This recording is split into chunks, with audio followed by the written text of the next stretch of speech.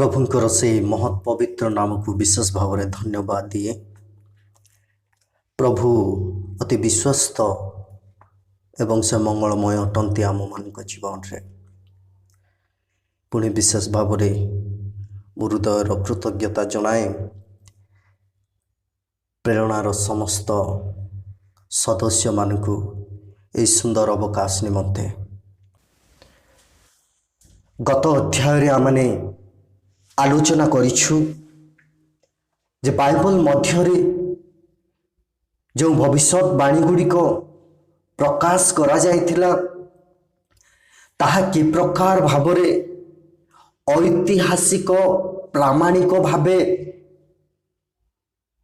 संपूर्ण भावरे ता सफल होइतिला आमने ताहा आलोचना करिछे।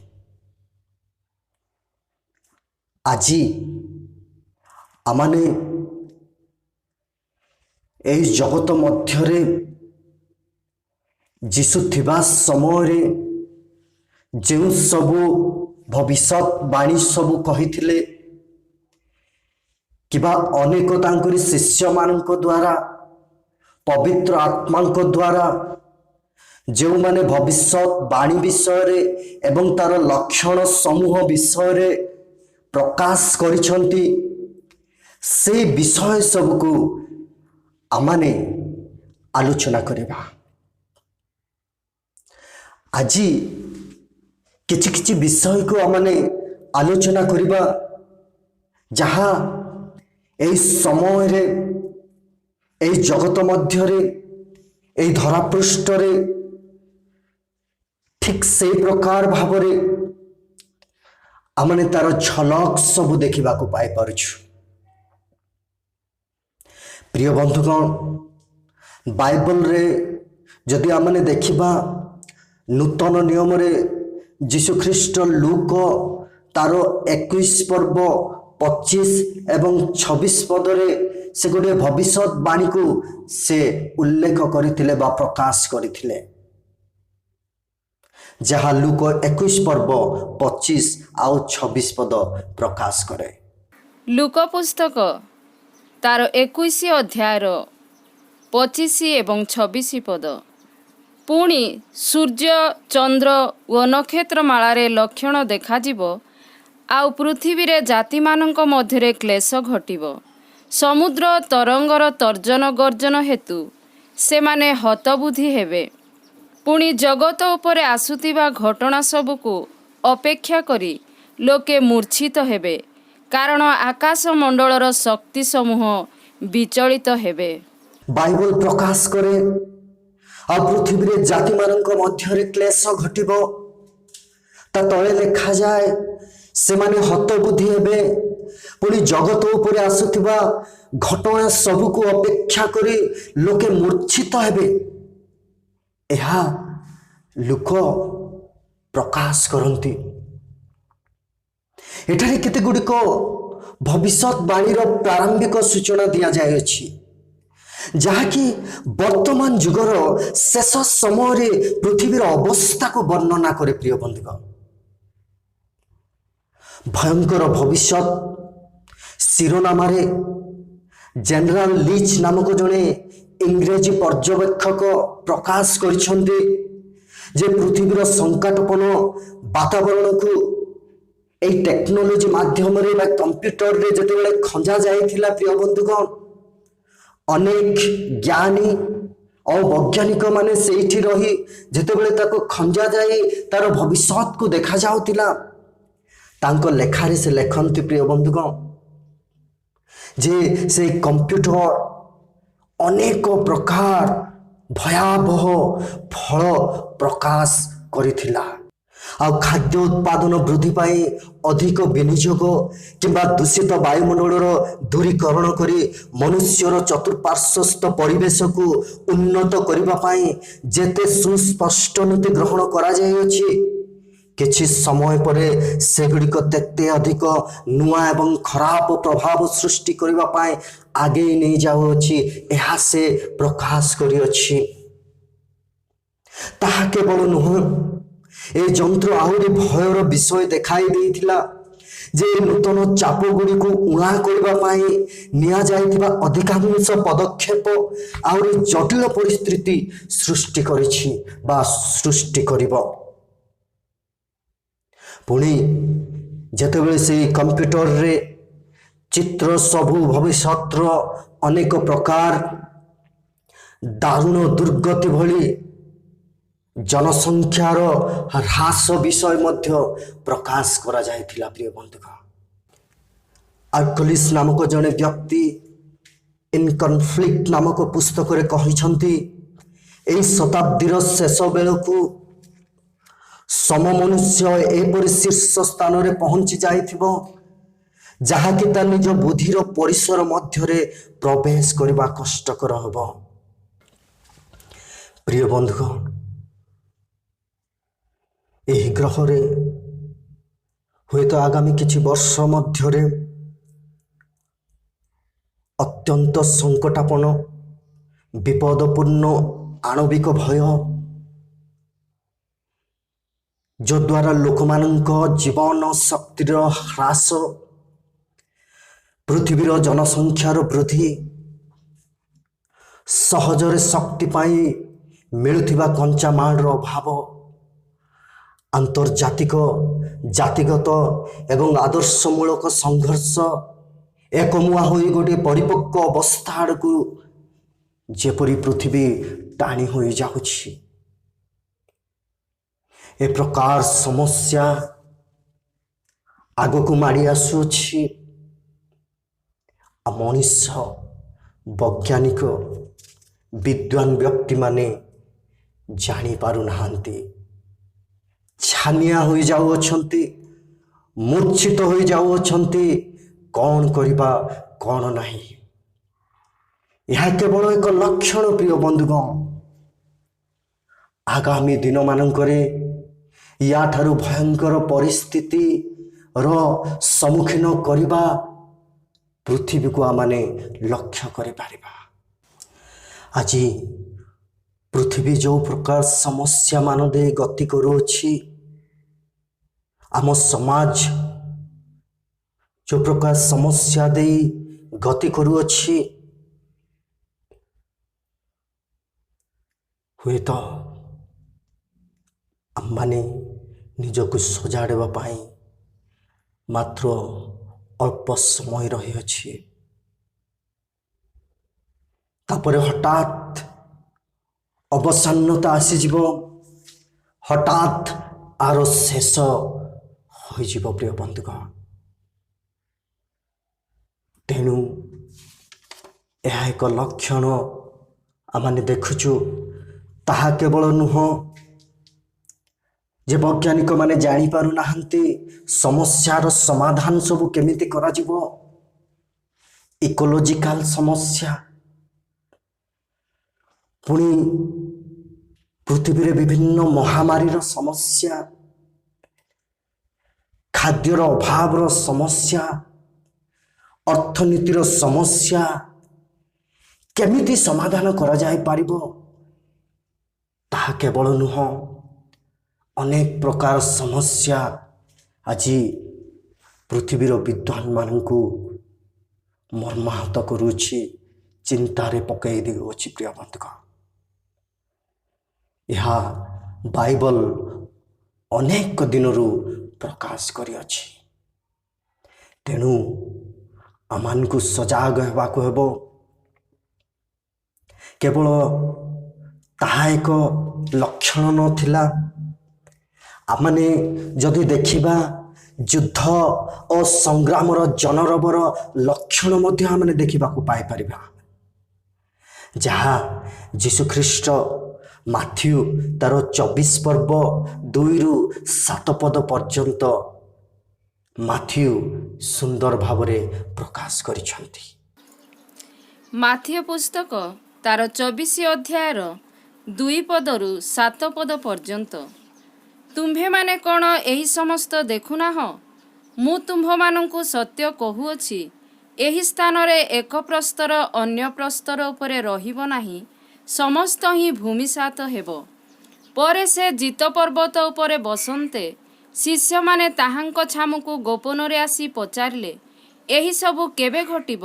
ପୁଣି ଆପଣଙ୍କ ଆଗମନ ଓ ଯୁଗାନ୍ତର ଲକ୍ଷଣ କ'ଣ, ତାହା ଆମ୍ଭମାନଙ୍କୁ କୁହନ୍ତୁ। ସେଥିରେ ଯୀଶୁ ସେମାନଙ୍କୁ ଉତ୍ତର ଦେଲେ, ସାବଧାନ, କେହି ଯେପରି ତୁମ୍ଭମାନଙ୍କୁ ଭ୍ରାନ୍ତ ନ କରେ। କାରଣ ଅନେକେ ମୋ ନାମରେ ଆସି ମୁଁ ଖ୍ରୀଷ୍ଟ ବୋଲି କହି ଅନେକଙ୍କୁ ଭ୍ରାନ୍ତ କରିବେ। ଆଉ ତୁମ୍ଭେମାନେ ଯୁଦ୍ଧର ବିଷୟ ଓ ସଂଗ୍ରାମର ଜନରବ ଶୁଣିବ। ସାବଧାନ, ବ୍ୟାକୁଳ ହୁଅ ନାହିଁ, କାରଣ ଏହି ସମସ୍ତ ଅବଶ୍ୟ ଘଟିବ, କିନ୍ତୁ ସେହି କାଳ ଯୁଗାନ୍ତ ନୁହେଁ। କାରଣ ଜାତି ବିପକ୍ଷରେ ଜାତି ଓ ରାଜ୍ୟ ବିପକ୍ଷରେ ରାଜ୍ୟ ଉଠିବ, ପୁଣି ସ୍ଥାନେ ସ୍ଥାନେ ଦୁର୍ଭିକ୍ଷ ଓ ଭୂମିକମ୍ପ ହେବ। ବର୍ତ୍ତମାନ ଦିନମାନଙ୍କରେ ଯୁଦ୍ଧ ଓ ସଂଗ୍ରାମର ଜନରବ ଆମେ ଶୁଣିବାକୁ ପାଉଅଛୁ। ଦେଶ ଦେଶ ମଧ୍ୟରେ ଯୁଦ୍ଧ। ପୁଣି ଏଠି ଆମେ ଦେଖୁଛୁ ଯେ ଯୁଦ୍ଧରେ ଅନେକ ଲୋକ ପ୍ରାଣ ତ୍ୟାଗ କରୁଅଛନ୍ତି। ଯଦି ଆମେ ପର୍ଯ୍ୟବେକ୍ଷଣ କରିବା, ଅନୁଧ୍ୟାନ କରିବା, ପୃଥିବୀରେ ପ୍ରତ୍ୟେକ ଦେଶ ସୈନ୍ୟ ସାମନ୍ତ ଓ ଗୋଳା ବାରୁଦ ପାଇଁ ଅସ୍ତ୍ରଶସ୍ତ୍ର ନିମନ୍ତେ ଅନେକ ଟଙ୍କା ବ୍ୟୟ କରୁଛନ୍ତି, ଅନେକ ଟଙ୍କା ଖର୍ଚ୍ଚ କରୁଛନ୍ତି, ଯାହା ପୃଥିବୀ ନିମନ୍ତେ ଏକ ମୁଣ୍ଡ ବଥାର କାରଣ ଅଟେ। ପ୍ରିୟ ବନ୍ଧୁ, ଦ୍ୱିତୀୟ ବିଶ୍ୱଯୁଦ୍ଧ ସମସ୍ତ ଯୁଦ୍ଧର ପରିସମାପ୍ତିର ଏକ ଯୁଦ୍ଧ ରୂପେ ଆଶା କରାଯାଇଥିଲା, କିନ୍ତୁ ଅପରପକ୍ଷରେ ଏହା ପୂର୍ବ ଭବିଷ୍ୟତବାଣୀ ଅନୁଯାୟୀ ଅନ୍ତିମକାଳୀନ ଯୁଦ୍ଧର ଏକ ନିର୍ଦ୍ଦିଷ୍ଟ ସୂତ୍ରପାତ କଲା। 1945 ମସିହାରେ ସେହି ଯୁଦ୍ଧ ଶେଷ ହେବା ପରଠାରୁ ବିଭିନ୍ନ ଜାତି ମଧ୍ୟରେ ଶହ ଶହ ଯୁଦ୍ଧ, ଗୃହଯୁଦ୍ଧ ଏବଂ ରକ୍ତାକ୍ତ ସଂଗ୍ରାମ ମଧ୍ୟ ହୋଇ ଆସୁଅଛି। ପ୍ରିୟ ବନ୍ଧୁଗଣ, 1945ରୁ ଯଦି ଏହି ଶତାବ୍ଦୀ ପର୍ଯ୍ୟନ୍ତ ଆମେ ଦେଖିବା, ଇତିମଧ୍ୟରେ ବଡ଼ ବଡ଼ ଯୁଦ୍ଧରେ ଅନେକ ଦେଶ ଜଡ଼ିତ ହୋଇସାରିଅଛି। ବର୍ତ୍ତମାନ ସୁଦ୍ଧା ତୃତୀୟ ମହାସମରକୁ ପ୍ରତିରୋଧ କରାଯାଉଛି, ପ୍ରେମରେ କିମ୍ବା ଘୃଣା ଶୂନ୍ୟତା ଯୋଗୁଁ ନୁହେଁ। ଏବେ ବି ଆଣବିକ ଅସ୍ତ୍ରଶସ୍ତ୍ରକୁ ପ୍ରତିରୋଧକ ଅସ୍ତ୍ର ରୂପେ ପ୍ରମାଣ କରାଯାଉଛି। ମାତ୍ର ଈଶ୍ୱରଙ୍କ ହସ୍ତ ଏ ସମସ୍ତ ଜାତିଗୁଡ଼ିକୁ ଦମନ କରି ରଖିଅଛି। କାରଣ ସମସ୍ତେ ଜାଣନ୍ତି ତଥା ଭୟ କରନ୍ତି ଯେ ଯଦି ଗୋଟିଏ ବିଶ୍ୱଯୁଦ୍ଧ ଆରମ୍ଭ ହୋଇଯାଏ, ତେବେ ଅସଂଖ୍ୟ ସହର ସମେତ ସମଗ୍ର ପୃଥିବୀର ବିରାଟ ଅଂଶ ଧ୍ୱଂସ ପାଇବାର ସମ୍ଭାବନା ରହିଅଛି। ଆଜି ଅନେକ ଦେଶ ଆଣବିକ ଅସ୍ତ୍ରଶସ୍ତ୍ର ଭଣ୍ଡାରକୁ ବୃଦ୍ଧି କରିବାରେ ଲାଗିଛି। କେହି କାହାଠାରୁ କମ୍ ହେବା ପାଇଁ ଇଚ୍ଛା କରୁନାହାନ୍ତି, ଯଦ୍ୱାରା ଆଗାମୀ ଭବିଷ୍ୟତ ପୃଥିବୀ ନିମନ୍ତେ ଏକ ବିପଦପୂର୍ଣ୍ଣ ହେବାରେ ଲାଗିଛି। ଆମେ ଦେଖୁଛୁ ଚାଇନା ସେ ତାର ଆଣବିକ ଅସ୍ତ୍ରଶସ୍ତ୍ର ସେ ବଢ଼େଇ ଚାଲିଛି। ରୁଷ ଆଣବିକ ଅସ୍ତ୍ରଶସ୍ତ୍ରକୁ ବଢ଼େଇ ଚାଲିଛି। ଆମେରିକା ସେ ତାର ଅସ୍ତ୍ରଶସ୍ତ୍ରକୁ ବଢ଼େଇ ଚାଲିଛି। ପୁଣି ଭାରତ ମଧ୍ୟ ତାର ନିଜର ଆଣବିକ ଅସ୍ତ୍ରଶସ୍ତ୍ରକୁ ସେ ବଢ଼େଇ ଚାଲିଛି। ଆଉ ଏହା କ'ଣ ପ୍ରକାଶ କରେ ଯେ ଆଗାମୀ ସମୟରେ ଯଦି ଅନ୍ୟ ଦେଶ ମୋତେ ଆକ୍ରମଣ କରେ, ତାହେଲେ ମୋର ଏ ସମସ୍ତ ଆଣବିକ ବଳ ଦ୍ୱାରା ମୁଁ ଯୁଦ୍ଧ କରିବା ପାଇଁ ସକ୍ଷମ ହେବା ଆବଶ୍ୟକ। ଆଉ ଏହା ଆଗାମୀ ଯୁଦ୍ଧକୁ ଆମମାନଙ୍କୁ ପରିଲକ୍ଷିତ କରିବାକୁ ପଡ଼ୁଛି। ଆଉ ଏ ସମସ୍ତ ଆଣବିକ ଅସ୍ତ୍ରଶସ୍ତ୍ରର ଭଣ୍ଡାର ଆମମାନଙ୍କୁ ଆଗାମୀ ଯୁଦ୍ଧ ବିଷୟରେ ଗୋଟିଏ ଝଲକ ପ୍ରକାଶ କରୁଅଛି ପ୍ରିୟ ବନ୍ଧୁଗଣ। ତେଣୁ ବାଇବଲ ଅନେକ ସମୟରୁ ଏହା ମଧ୍ୟ ପ୍ରକାଶ କରିଅଛି ଯେ ଯୁଦ୍ଧ ନିମନ୍ତେ ସଂଗ୍ରାମ ନିମନ୍ତେ ଲୋକମାନେ ନିଜର ବଳକୁ ନିଜର ସୈନ୍ୟ ସାମନ୍ତକୁ ବଢ଼ାଇବେ। ଆଉ ଆଜି ପୃଥିବୀର ସମସ୍ତ ଦେଶ ଛୋଟ ହଉ ବଡ଼ ହଉ ସମସ୍ତେ ନିଜର ଆଣବିକ ଅସ୍ତ୍ରଶସ୍ତ୍ର ନିଜର ସୈନ୍ୟ ସାମନ୍ତକୁ ବଢ଼ାଇବାରେ ଲାଗିଅଛି। ଏହା ଆମ ନିମନ୍ତେ ଏକ ଜାଗ୍ରତର ବାଣୀ ହୋଇପାରେ।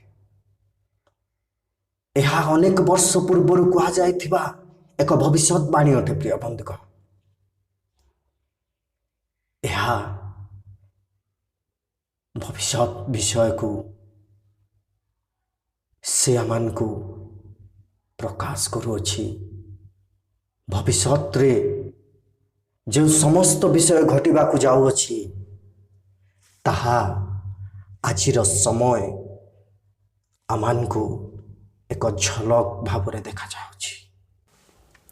ପ୍ରିୟ ବନ୍ଧୁଗଣ, ଗତ ଦିନମାନଙ୍କରେ ଆମେ ଖବର ସମ୍ବାଦ ମାଧ୍ୟମରେ ଜାଣିବାକୁ ପାଇପାରିଛୁ ଇସ୍ରାଏଲ ଏବଂ ପାଲେଷ୍ଟାଇନ ମଧ୍ୟରେ କି ପ୍ରକାର ଯୁଦ୍ଧ ସବୁ ଘଟିଥିଲା ଆଉ ଅନେକ ଲୋକ ମୃତ୍ୟୁବରଣ କରିଥିଲେ। ତାହା କେବଳ ନୁହେଁ, ପୃଥିବୀର ଅନେକ ସ୍ଥାନରେ ଆଉ ଯୁଦ୍ଧ ଆମେ ଦେଖିବାକୁ ପାଇପାରୁଛୁ, ଗୃହ ଯୁଦ୍ଧ ଦେଖିବାକୁ ପାଇପାରୁଛୁ। ହଁ, ଏ ଶେଷ ଦିନମାନଙ୍କରେ ଶାନ୍ତି ସବୁଦିନ ପାଇଁ ପ୍ରତାରଣାର ବିଷୟ ହୋଇଅଛି। ଯୁଗର ଠିକ୍ ଶେଷ ମୁହୂର୍ତ୍ତ ପର୍ଯ୍ୟନ୍ତ ଯୁଦ୍ଧ ଓ ସଂଗ୍ରାମର ଜନରବ ହିଁ ଲାଗି ରହିବ। ବର୍ତ୍ତମାନ ପର୍ଯ୍ୟନ୍ତ ପୃଥିବୀ ଯାହା ସବୁ ଅନୁଭବ କରୁଅଛି ଅନ୍ତିମ ଯୁଦ୍ଧ ସେ ସବୁଠାରୁ ଅଧିକ ଭୟାବହ ହେବ ପ୍ରିୟ ବନ୍ଧୁଗଣ। ଜାତି ସମୂହ ସେହି ଶେଷ ସମର ପାଇଁ ବର୍ତ୍ତମାନ ପ୍ରସ୍ତୁତ ହେଉଅଛି, ଏହା ସୁନିଶ୍ଚିତ ଅଟେ। ତେଣୁ ଈଶ୍ୱରଙ୍କର ବାକ୍ୟ, ଈଶ୍ୱରଙ୍କର ଲିଖିତ ପୁସ୍ତକରେ ଯାହା ଦିଆଯାଇଅଛି ଏ ସମସ୍ତ ଭବିଷ୍ୟତବାଣୀ ଆଉ ଲକ୍ଷଣ ସବୁ ଆମେ ଦେଖିବାକୁ ପାଇପାରୁଛୁ ବର୍ତ୍ତମାନ ସମୟରେ। ତାହା କେବଳ ନୁହେଁ ପ୍ରିୟ ବନ୍ଧୁଗଣ, ଲୋକମାନେ ଆଉ ସେମାନେ ଜ୍ଞାନ ହଜି ଯାଉଅଛି କିମ୍ବା ଯୁଦ୍ଧ ଆଉ ସଂଗ୍ରାମର ବିଷୟ ହେଉଅଛି। ତାହା କେବଳ ନୁହଁ, ଆଉ ଆମେ ଅନେକ ଲକ୍ଷଣ ସବୁ ଯାହା ବାଇବଲରେ ପ୍ରକାଶ କରାଯାଇଛି ତାହା ବର୍ତ୍ତମାନ ପୃଥିବୀରେ ଗୋଟିଏ ଝଲକ ଭାବରେ ଆମେ ଦେଖିବାକୁ ପାଉଛୁ। ଆକାଶରେ ଭୟଙ୍କର ଦୃଶ୍ୟମାନ ବିଷୟରେ ମଧ୍ୟ ବାଇବଲ ପ୍ରକାଶ କରେ, ଯାହା ଲୁକ ତାର 21 ପର୍ବ 11 ପଦରେ ଲୁକ ସୁନ୍ଦର ଭାବରେ ପ୍ରକାଶ କରନ୍ତି। ଲୁକ ପୁସ୍ତକ ତାର 21 ଅଧ୍ୟାୟର 11 ପଦ। ଆଉ ମହାଭୂମିକମ୍ପ ଓ ସ୍ଥାନେ ସ୍ଥାନେ ମହାମାରୀ ଓ ଦୁର୍ଭିକ୍ଷ ହେବ। ପୁଣି ଆକାଶ ମଣ୍ଡଳରେ ଭୟଙ୍କର ଦୃଶ୍ୟ ଓ ମହା ଲକ୍ଷଣ ଦେଖାଯିବ। ସେଇଠି ଲୁକ ଲେଖନ୍ତି, ଆକାଶ ମଣ୍ଡଳରେ ଭୟଙ୍କର ଦୃଶ୍ୟ ଓ ମହା ଲକ୍ଷଣ ଦେଖାଯିବ। ପ୍ରିୟ ବନ୍ଧୁଗଣ, ଆକାଶରେ ଯେତେ ଭୟଙ୍କର ଚିହ୍ନ ଏ ପର୍ଯ୍ୟନ୍ତ ଦେଖାଯାଇଅଛି, ବର୍ତ୍ତମାନ ତାଠାରୁ ଗୋଟିଏ ଅତି ଭୟଙ୍କର ଚିହ୍ନ ଦେଖାଉଛି। ତାହା ହେଉଛି ବର୍ତ୍ତମାନ ଆଣବିକ ମହାକାଶ ଗବେଷଣା। ପୃଥିବୀ ଚାରିପଟେ ମହାକାଶ କେନ୍ଦ୍ର ପ୍ରତିଷ୍ଠା କରାଯାଇ କ୍ଷେପଣାସ୍ତ୍ର ଏବଂ ଆଣବିକ ଅସ୍ତ୍ରଶସ୍ତ୍ର ଯେ କୌଣସି ମୁହୂର୍ତ୍ତରେ ଯୁଦ୍ଧ କ୍ଷେତ୍ରକୁ ବହି ନେବାକୁ ପ୍ରସ୍ତୁତ କରାଯାଉଅଛି ଏବଂ ପ୍ରସ୍ତୁତ ହେଉଅଛି, ଯାହାଫଳରେ ନିର୍ଦ୍ଦେଶ ପାଇଲା ମାତ୍ରେ ତାହା ବାୟୁମଣ୍ଡଳରେ ଭେଦ କରି ଲକ୍ଷ୍ୟ ସ୍ଥଳରେ ପହଞ୍ଚି ପାରିବ। ଏହି କ୍ଷେପଣାସ୍ତ୍ର ଗୁଡ଼ିକୁ ସୁଦୂର ପୃଥିବୀରୁ ମୁହୂର୍ତ୍ତକ ମଧ୍ୟରେ ଅଧୀନସ୍ଥ କରାଯାଏ। ଯଦି ଆମେ ଦେଖିବା ଗୋଟିଏ ଅନ୍ତର୍ମହାଦେଶୀୟ କ୍ଷେପଣାସ୍ତ୍ରକୁ ହିମସାଗରରୁ ଆମେରିକାର କୌଣସି ଏକ ଲକ୍ଷ୍ୟ ସ୍ଥଳରେ ପହଞ୍ଚାଇବା ପାଇଁ ପ୍ରାୟ ଅଧଘଣ୍ଟା ବା 30 ମିନିଟ୍ ସମୟ ଲାଗେ। ମାତ୍ର କୌଣସି ଏକ ମହାକାଶ କେନ୍ଦ୍ରରୁ ଗୋଟିଏ କ୍ଷେପଣାସ୍ତ୍ରକୁ 10 ମିନିଟ୍, କେବଳ 10 ମିନିଟ୍ରୁ ଅଧିକ ସମୟ ଲାଗେ ନାହିଁ ପ୍ରିୟ ବନ୍ଧୁଗଣ। କେବଳ ରାଡାରର ଯନ୍ତ୍ର ଦ୍ୱାରା ଏହାର ଗତିବିଧି ଶେଷ 3 ମିନିଟ୍ ବେଳକୁ ଜଣାଯାଇଥାଏ।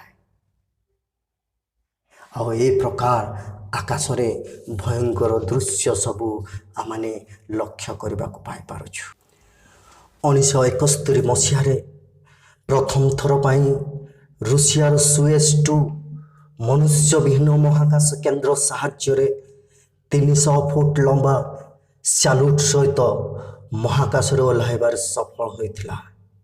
ଏହି ଦୁଇଟି କୃତ୍ରିମ ଉପଗ୍ରହ ସୁଏଜ୍ ଏବଂ ସ୍ୟାଲ୍ୟୁଟ୍ ମହାକାଶ ଅସ୍ତ୍ରଶସ୍ତ୍ରର ଭବିଷ୍ୟତ ଯୋଜନା ବା ଉନ୍ନତି ଏବଂ ବିକାଶରେ ଗୋଟିଏ ଗୁରୁତର ଭୂମିକା ଗ୍ରହଣ କରିଛି। ପ୍ରିୟ ବନ୍ଧୁଗଣ, ଆଜି ଅନେକ ଦେଶ ମହାକାଶରେ ତାର ଯୁଦ୍ଧ ଏବଂ ଅସ୍ତ୍ରଶସ୍ତ୍ରକୁ ସଜାଇ ରଖୁଅଛି। ଦିନ ଆସିବ, ଏଭଳି ଏକ ଦିନ ଆସିବ ଯେ ମହାକାଶ ଯୁଦ୍ଧ ହେବ। ଆଉ ସେହି ସମୟରେ କେବଳ ମହାକାଶ ନୁହେଁ, ମାତ୍ର ପୃଥିବୀରେ ମଧ୍ୟ ବିଜୟ ପକ୍ଷରେ ଦୟା ଉପରେ ନିର୍ଭର କରିବ। ଏକ ପ୍ରକାର ଉନ୍ନତିତର କାର୍ଯ୍ୟସୂଚୀ ଆକାଶରେ ଗୋଟିଏ ଭୟଙ୍କର ଲକ୍ଷଣ। ଏହା ଆଣବିକ କାର୍ଯ୍ୟସୂଚୀ ସନ୍ତାପ ସମୟ ନିମନ୍ତେ ପ୍ରସ୍ତୁତିକରଣ ହୋଇପାରେ।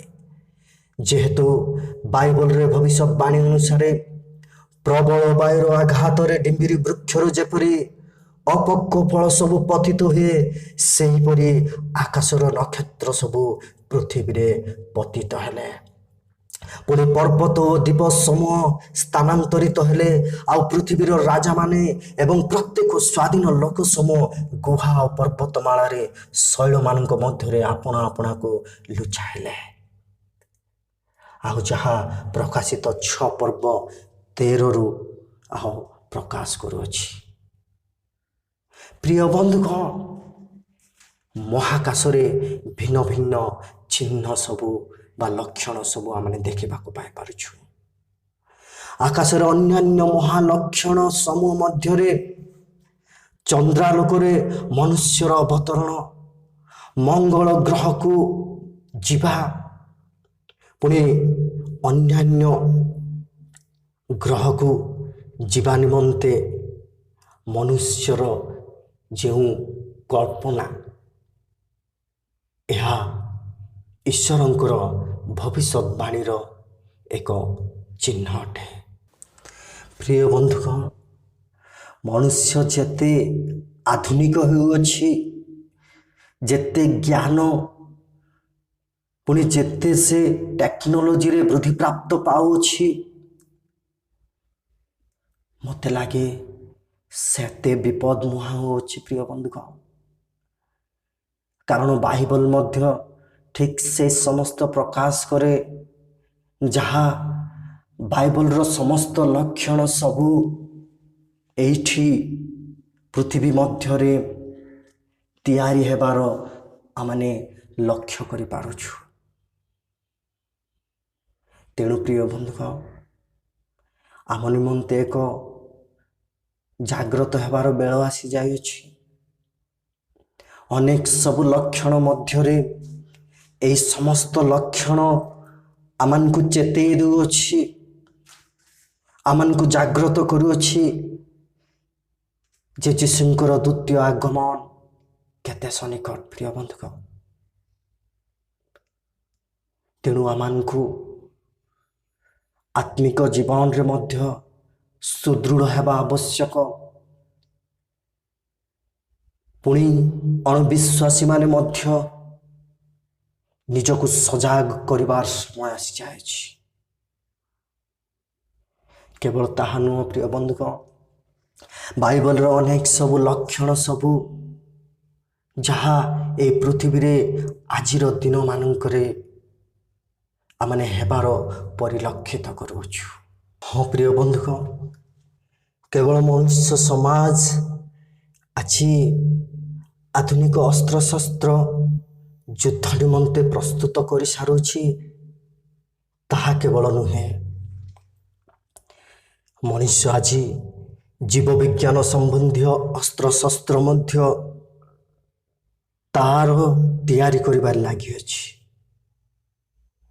ତାହା ମଧ୍ୟ ବାଇବଲ ପ୍ରକାଶ କରେ, ଯାହା ପାଉଲ ଦ୍ୱିତୀୟ ତିମୋଥୀ 3 ପର୍ବ 1ରୁ ତାର 4-5 ପଦ ପର୍ଯ୍ୟନ୍ତ ପ୍ରକାଶ କରନ୍ତି। ଦ୍ୱିତୀୟ ତିମୋଥୀ ତାର 3 ଅଧ୍ୟାୟର 1 ପଦରୁ 4 ପଦ ପର୍ଯ୍ୟନ୍ତ। କିନ୍ତୁ ଏହା ଜାଣିଥାଅ ଯେ ଶେଷ କାଳରେ ଭୀଷଣ ସମୟ ଉପସ୍ଥିତ ହେବ, କାରଣ ଲୋକମାନେ ଆତ୍ମପ୍ରିୟ, ଧନଲୋଭୀ, ଆତ୍ମଗର୍ଭୀ, ଅହଙ୍କାରୀ, ନିନ୍ଦକ, ପିତାମାତାଙ୍କର ଅବାଧ୍ୟ, ଅକୃତଜ୍ଞ, ଅପବିତ୍ର, ସ୍ନେହଶୂନ୍ୟ, ଅମିଳନ ପ୍ରିୟ, ଅପବାଦକ, ଅଜିତେନ୍ଦ୍ରିୟ, ପ୍ରଚଣ୍ଡ, ଉତ୍ତମ ବିଷୟର ଘୃଣାକାରୀ, ବିଶ୍ୱାସଘାତକ, ଦୁଃସାହସୀ, ଦାମ୍ଭିକ ହେବେ ଓ ଈଶ୍ୱର ପ୍ରିୟ ନ ହୋଇ ବରଂ ବିଳାସ ପ୍ରିୟ ହେବେ। ସେଠାରେ ପାଉଲ ଲେଖନ୍ତି, ଶେଷ କାଳରେ ଲୋକମାନେ ସ୍ନେହଶୂନ୍ୟ, ନିର୍ମମ ଏବଂ ଅମାନୁଷିକ, ଅସଂଯତ ଏବଂ ଅଜିତେନ୍ଦ୍ରିୟ ହେବେ। ବର୍ତ୍ତମାନ ପୃଥିବୀରେ ଅନେକ ଦେଶ ସବୁ ଜୀବବିଜ୍ଞାନ ତଥା ଜୀବ ରାସାୟନିକ ସମ୍ବନ୍ଧୀୟ ଅସ୍ତ୍ରଶସ୍ତ୍ର, ଜୀବାଣୁ, କୀଟାଣୁ, ବିଷ ଏବଂ ବାଷ୍ପ ତିଆରି କରନ୍ତି, ଯଦ୍ୱାରା ସମୁଦାୟ ପୃଥିବୀକୁ ଅତି ଅଳ୍ପ ସମୟ ମଧ୍ୟରେ ଧ୍ୱଂସ କରିଦେଇ ହେବ। ବର୍ତ୍ତମାନ ପୃଥିବୀର ଚତୁଃପାର୍ଶ୍ୱରେ ଖଞ୍ଜା ଯାଇ ରଖାଯାଇଥିବା ଏହି ପ୍ରକାର କେତୋଟି ଅସ୍ତ୍ରଶସ୍ତ୍ରର ବିଷୟରେ ମୁଁ ଅଳ୍ପ ସମୟ ପ୍ରକାଶ କରିବା ପାଇଁ ଚାହେଁ। ବାଷ୍ପ ଦ୍ୱାରା ସଂକ୍ରମିତ ମହାମାରୀ। ବାଷ୍ପ ଦ୍ୱାରା ସଂକ୍ରମିତ ମହାମାରୀ ସମ୍ଭବତଃ ଏହା ମାରାତ୍ମକ ଜୀବାଣୁ ଦ୍ୱାରା ସଂକ୍ରମିତ ହୁଏ। ଏହି ଜୀବାଣୁ ସମସ୍ତ ଚିକିତ୍ସା ବିହୀନ ରୋଗୀକୁ ନିଶ୍ଚିତ ମୃତ୍ୟୁ ମୁଖରେ ପକାଇଥାଏ। ପୁଣି ଫୁସଫୁସରେ ହେଉଥିବା ବିସ୍ଫୋଟକା ପ୍ରଚଣ୍ଡ ଜ୍ୱର ହେବା ପୂର୍ବରୁ ଏହାର ଆକ୍ରମଣ ଜାଣିବା ପ୍ରାୟ ସମ୍ଭବପର ନୁହେଁ। ଏହା ମଧ୍ୟ ସମସ୍ତ ପ୍ରକାର ପ୍ରତିରକ୍ଷା ବ୍ୟବସ୍ଥାକୁ ଏଡ଼ାଇ ଦେଇପାରେ। ଏହି ରୋଗ 24 ଘଣ୍ଟା ମଧ୍ୟରେ ରୋଗୀକୁ ନିଶ୍ଚିତ ମୃତ୍ୟୁ ମୁଖରେ ପକାଏ। ପୁଣି ଜ୍ୱର ବିକାର। ଏହି ଭୟଙ୍କର ଜ୍ୱର ଅତି ସୂକ୍ଷ୍ମ ଅଣୁଜୀବଙ୍କ ଦ୍ୱାରା ହୋଇଥାଏ, ଯାହା ସାଧାରଣତଃ ଏହାର ମୃତ୍ୟୁ ହାର କେବଳ ମ୍ୟାଲେରିଆ ଦ୍ୱାରା ବୃଦ୍ଧି ପାଉଅଛି।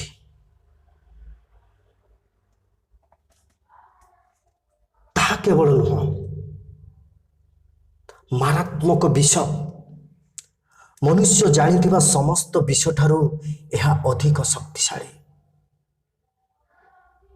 ସାଇନାଇଡ୍ ଠାରୁ ଏହା 300 ଗୁଣ ଅଧିକ ଶକ୍ତିଶାଳୀ।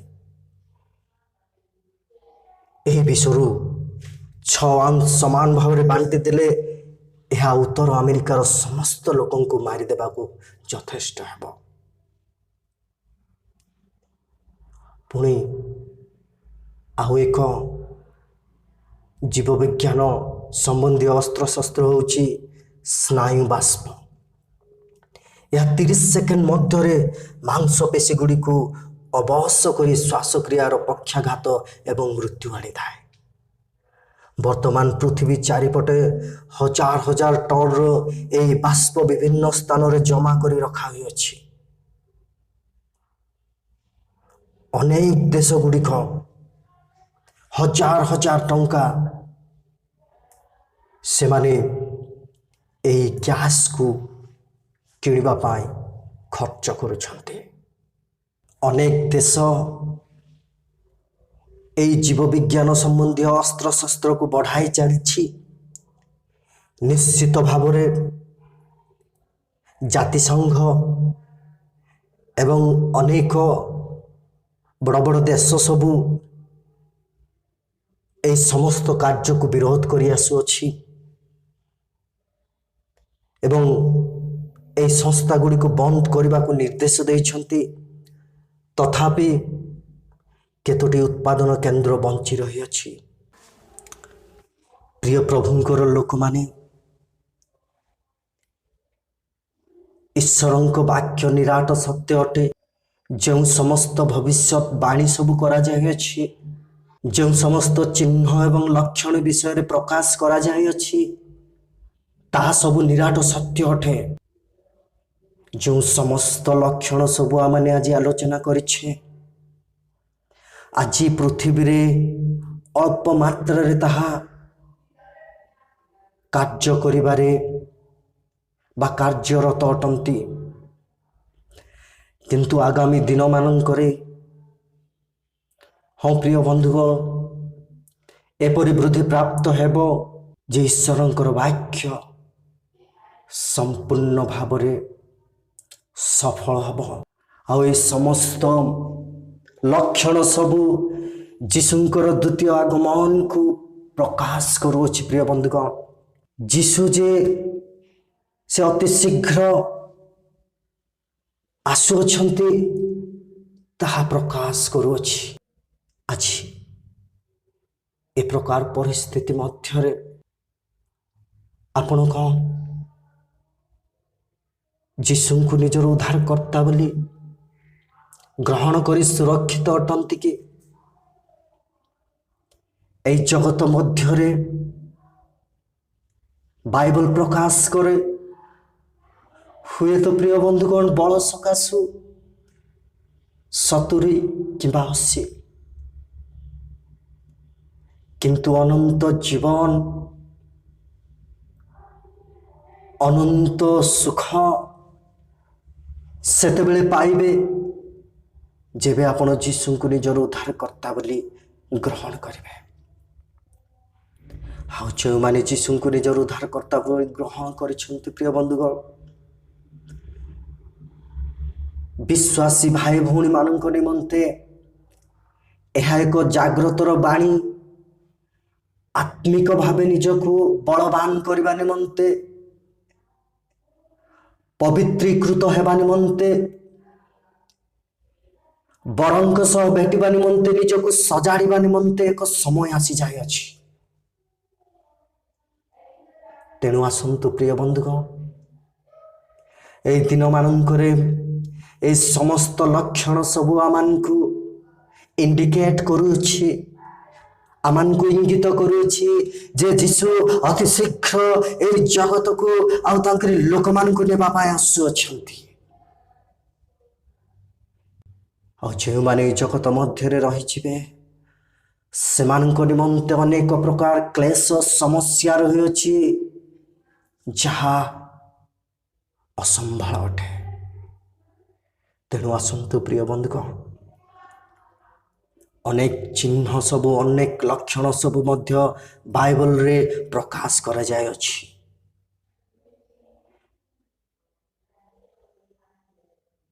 ଏହି ସମୟରେ ଆମେ ନିଜ ନିଜକୁ ପ୍ରସ୍ତୁତ କରିବା। ହଠାତ୍ ଯୀଶୁ ଖ୍ରୀଷ୍ଟ ଆସିପାରନ୍ତି। ଆଉ ଆମେ ନିଜକୁ ପ୍ରସ୍ତୁତ ଯଦି କରିନାହୁଁ, ତାହେଲେ ଏହି ଜଗତ ମଧ୍ୟରେ କ୍ଲେଶ ନିମନ୍ତେ ରହିଯିବା। ଯଦି ଆମେ ନିଜକୁ ସଜାଡ଼ିଛୁ, ତାହେଲେ ଯୀଶୁ ଖ୍ରୀଷ୍ଟଙ୍କ ସହିତ ଆମେ ଆନନ୍ଦ ଆଉ ଉପଭୋଗ କରିପାରିବା। ପ୍ରଭୁ ଆମେ ପ୍ରତ୍ୟେକଙ୍କୁ ଆଶୀର୍ବାଦ କରନ୍ତୁ, ଆମେ ପ୍ରତ୍ୟେକଙ୍କୁ ଅନୁଗ୍ରହ କରନ୍ତୁ, ଯେପରି ଆମେ ତାଙ୍କରି ଆଗମନ ପୂର୍ବରୁ ଆମେ ନିଜକୁ ପ୍ରସ୍ତୁତ କରି ତାଙ୍କୁ ଭେଟି ପାରିବା। ଏଥିପାଇଁ ପ୍ରଭୁ ପ୍ରତ୍ୟେକଙ୍କୁ ଆଶୀର୍ବାଦ କରନ୍ତୁ।